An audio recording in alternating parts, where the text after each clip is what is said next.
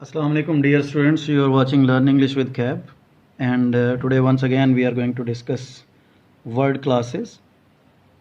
आप लोगों को याद होगा कि हमने वर्ड क्लासेस में एक कैजुअल सा इंट्रो लिया था इसका। उसके बाद फिर हमने इसमें नाउन और एडजेक्टिव्स और प्रोनाउंस की बात की थी। ठीक है जी। वर्ड क्लासेस जो है इनको हम लोग पार्ट्स ऑफ स्पीच भी कहते हैं। याद है ना आप लोगों को? ये तीसरी वीडियो है इसकी। अब आप लोगों को ये चीज़ें जहन में होनी चाहिए। ठीक है जी। And so far I have told you people that we have discussed noun, pronoun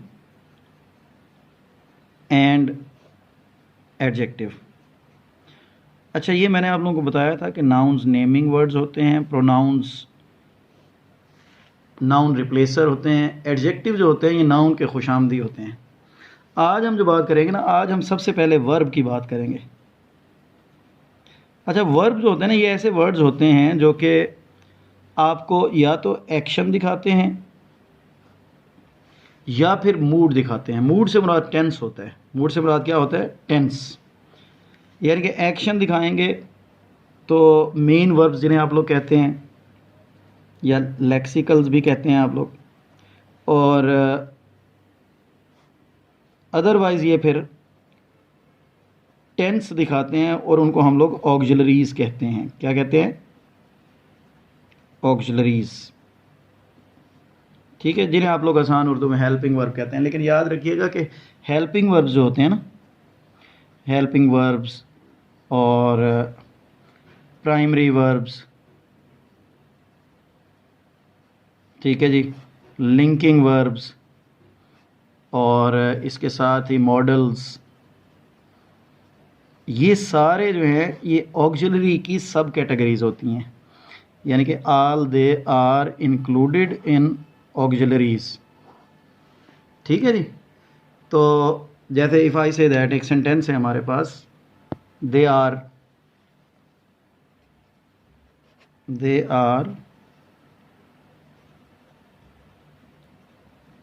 learning English.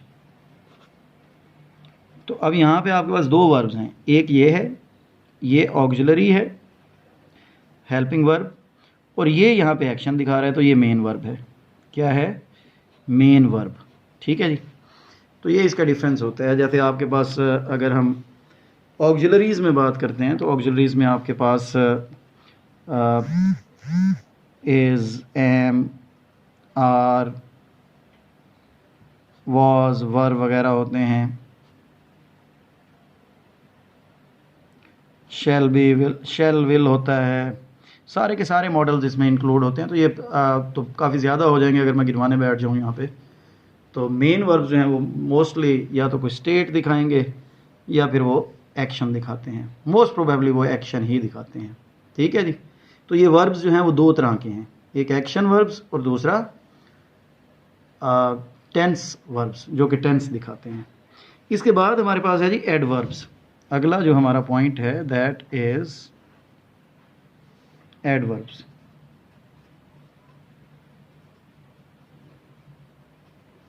अच्छा, एडवर्ब्स के बारे में मैं ये कहता होता हूँ कि they add something in the meaning of a verb. ये पहले भी हमने बात की थी। दे ऐड प्लस वर्ब, यानी कि इन the meaning of verb. Verb modifier होते हैं ना, लेकिन याद रखिएगा ये सिर्फ एडवर्ब के मॉडिफायर नहीं होते, बल्कि एडजेक्टिव के भी होते हैं, एडवर्ब खुद का भी होता है, और पूरी की पूरी क्लॉज का भी, या जिसको आप लोग सेंटेंस कहते हैं उसके भी होते हैं। ठीक है जी। ये अगर मैं ये कहता हूँ कि yesterday I met one of my friends, तो यहाँ पे येस्टरडे जो है ये पूरी क्लॉज को मॉडिफाई कर रहा है और एडवर्ब का काम कर रहा है। अगर मैं ये कहता हूँ कि ही रन्स फास्ट, तो यहाँ पे फास्ट जो है वर्ब को मॉडिफाई कर रहा है और एडवर्ब का काम कर रहा है। और अगर मैं ये कहता हूँ कि शी लुक्स वेरी ब्यूटीफुल, तो वेरी जो है ये ब्यूटीफुल को मॉडिफाई कर रहा है। ठीक है जी। और एडवर्ब का काम कर रहा है। अगर मैं ये कहता हूँ कि he runs fast and he runs very fast. तो फास्ट एडवर्ब था, वेरी भी साथ में एडवर्ब होगा। ठीक है जी। तो ये हमारे पास एडवर्ब जो हैं इसकी चार आप कह लें कि ये चीज़ों को मॉडिफाई करेगा, meaning of verb, meaning of adjective, meaning of adverb और पूरा क्लॉज को। ठीक है जी। इसके बाद हमारे पास अच्छा एक चीज़ और भी ध्यान में रखनी है, ये थोड़ी सी कन्फ्यूजन होती है, इसको समझिएगा कि अगर तो एडजेक्टिव है, adjective plus L Y that is equal to adverb, और अगर तो नाउन है, noun plus L Y that is equal to adjective.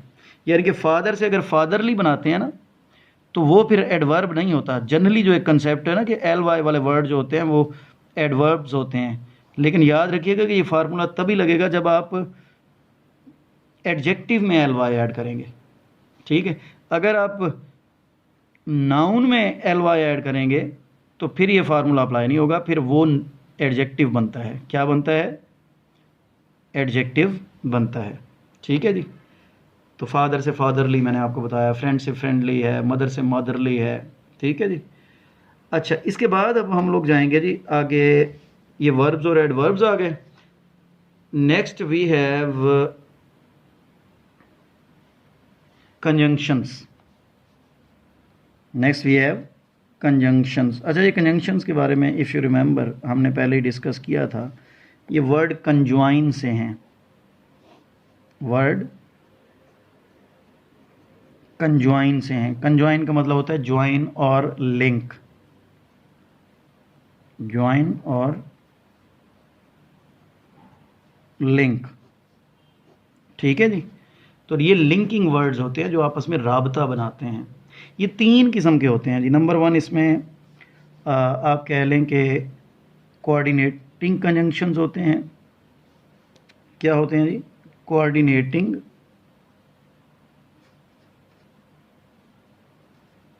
और नंबर टू इसमें सबऑर्डिनेटिंग होते हैं।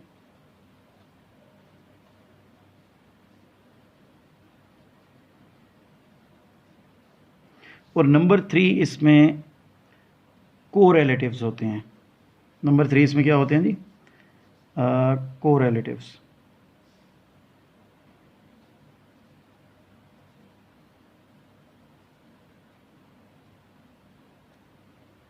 ठीक है जी। अच्छा ये जो कोऑर्डिनेटिंग कंजंक्शंस होते हैं ना, ये तो आप फैन बॉयज़ जिन्हें आप लोग कहते हैं, for and nor, for and nor, but और येट, सो। ठीक है जी। और कोरिलेटिव्स जो होते हैं ये पेयर कंजंक्शंस होते हैं। ये क्या होते हैं? They are pair conjunctions. जैसे आइदर और,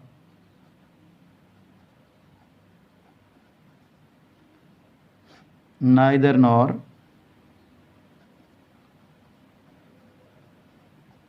जैसे वेदर और, या not only but also,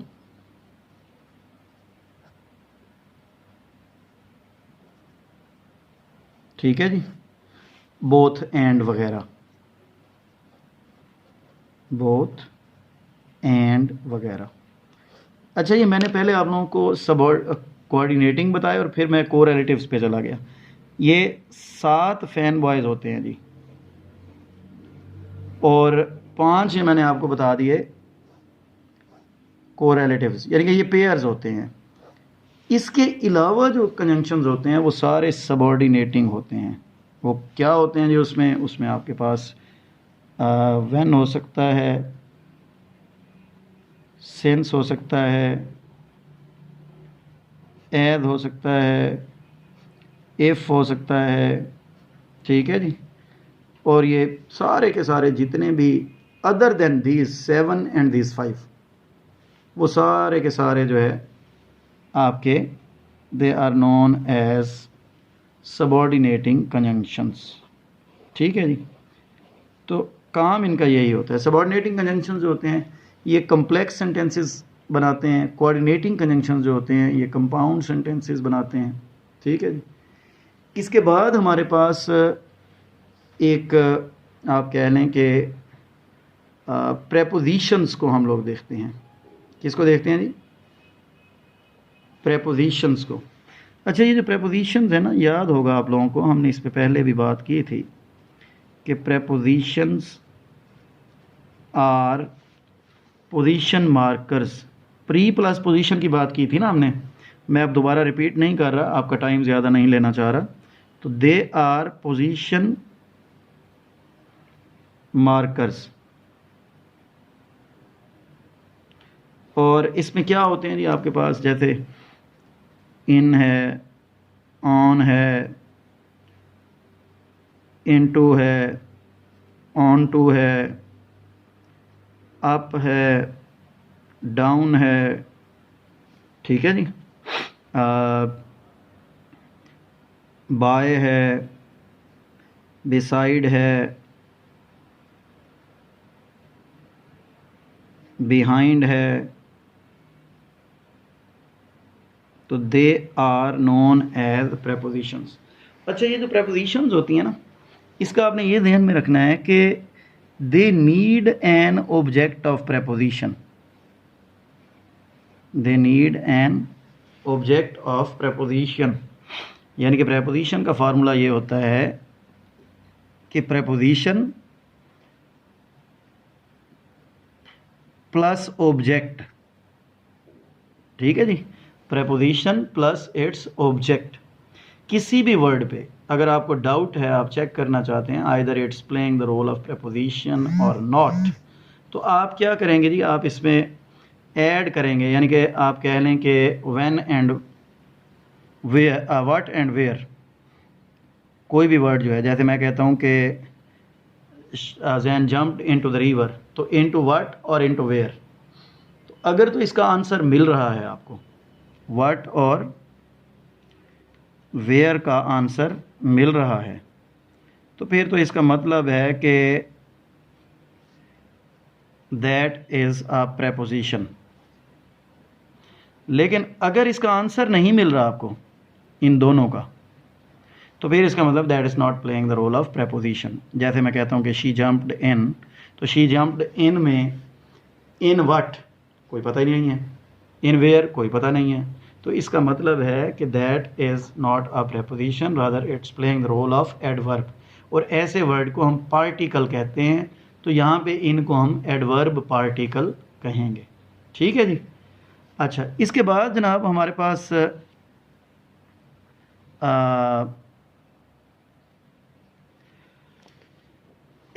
interjections होते हैं, यहीं पे डिस्कस कर लेते हैं। इंटरजेक्शन मैंने आपको बताया था जी कि the words showing true feelings. Interjections, the words showing true feelings, इसमें वो जो हम कहते हैं कि ओह, आ, आउच, हुर्रा,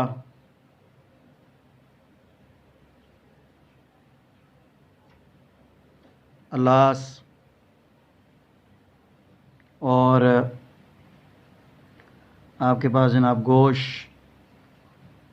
वगैरह, ये सारे ऐसे वर्ड्स हैं जो कि आपकी ट्रू फीलिंग्स दिखाते हैं। यानी कि ये सडन आउटबर्स्ट ऑफ वर्ड्स होता है ना, तो जब सडन आउटबर्स्ट है तो इसमें आप कह लें कि बनावट तो नहीं कर सकते ना।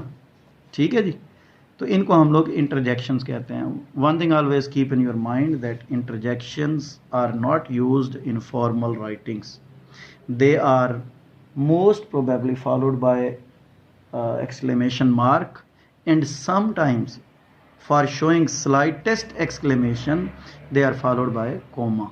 Right? Thank you very much. It was all from my side about the introduction to the word classes or parts of speech. और इसके बाद एक चीज़ हमारे पास, हाँ एक और चीज़ तो रह गई थी, वो मेरे जहन में नहीं आई, उसको भी मैं आपको बताता चलूँ। आर्टिकल्स। आर्टिकल्स दो तरह के होते हैं जी, एक डेफिनेट और एक इनडेफिनेट। डेफिनेट आर्टिकल होता है द, और इंडेफिनेट आर्टिकल होता है आ और एन। आ जो है ये कॉन्सोनेंट साउंड से पहले आता है, एन जो है ये वॉवल साउंड से पहले आता है। वॉवल साउंड की बात कर रहा हूँ, वॉवल साउंड की बात कर रहा हूँ, बल्कि मैं ये आपको लिख के दिखा देता हूँ ताकि आपको कंसेप्ट क्लियर रहे। ठीक है जी, इसको आप ये जैसे हम कहते हैं कि यूनिवर्सिटी है, तो ये आ यूनिवर्सिटी होगा, लेकिन अगर मैं ये कहता हूँ कि अम्ब्रेला है तो एन अम्ब्रेला होगा। एन ऑनेस्ट मैन होता है और आ हाउस होता है। ठीक है जी, तो ये आपने जहन में रखने हैं। अब इसका भी एक फार्मूला होता है, इसका भी एक फार्मूला होता है। इसका फार्मूला ये होता है कि अगर तो आप उस लफ्ज़ को उर्दू में उसकी प्रोनंसिएशन, इंग्लिश प्रोनंसिएशन उर्दू में लिख दें और वो अलिफ अलिफ मदा से शुरू हो, जैसे ये अम्ब्रेला है तो ये अलिफ से शुरू हो गया है, ऑनेस्ट मैन है तो ये अलिफ से शुरू हो गया है, तो फिर इसका मतलब है कि ये वॉवल साउंड दे रहा है। लेकिन अगर अदर देन दिस है, जैसे ये हाउस है, तो इसका मतलब है कि ये कॉन्सोनेंट साउंड दे रहा है। जैसे ये यूनिवर्सिटी है तो ये अलिफ अलिफ मदा और आइन नहीं है। यानी कि याद रखिएगा कि वॉवल साउंड जो है वो